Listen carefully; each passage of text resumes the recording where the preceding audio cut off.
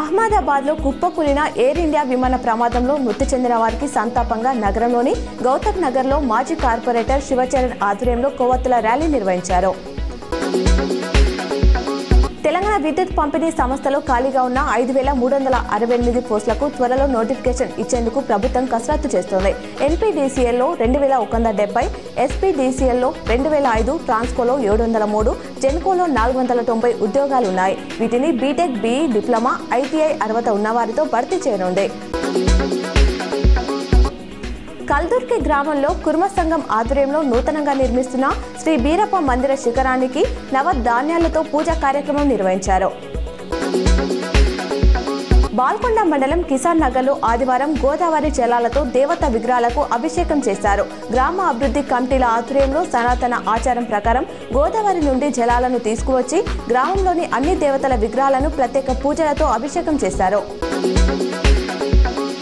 సమాజంలో ఉద్రిక్తత రేపేలా ప్రవర్తించే వారి పట్ల కఠినంగా వ్యవహరిస్తామని నిజామాబాద్ పోలీస్ కమిషనర్ సాయి చైతన్య హెచ్చరించారు. అలాంటి వారు తమ నడవడికను మార్చుకోవాలని సూచించారు.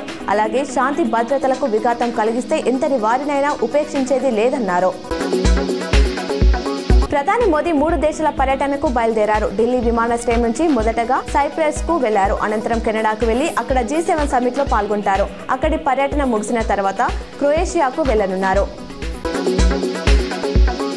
కేదార్నాథ్ సమీపంలో హెలికాప్టర్ కుప్పకూలడంతో ఉత్తరాఖండ్ ప్రభుత్వం కీలక నిర్ణయం తీసుకుంది. తదుపరి ఉత్తర్వులు ఇచ్చే వరకు చార్ధామ్ యాత్రలో హెలికాప్టర్ల వినియోగంపై నిషేధం విధిస్తున్నట్లు ప్రకటించింది.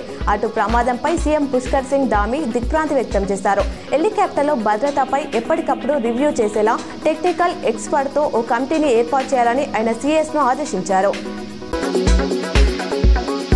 ప్రభుత్వం కొన్ని అంశాల్లో కఠినంగా వ్యవహరించిన చిత్ర పరిశ్రమ అభివృద్ధికి కట్టుబడి ఉందని సీఎం రేవంత్ గద్దర్ అవార్డుల సందర్భంగా వ్యాఖ్యానించారు.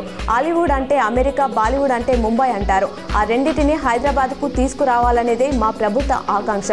అందుకు సినీ పరిశ్రమకు అన్ని విషయాల్లో అండగా ఉంటామన్నారు.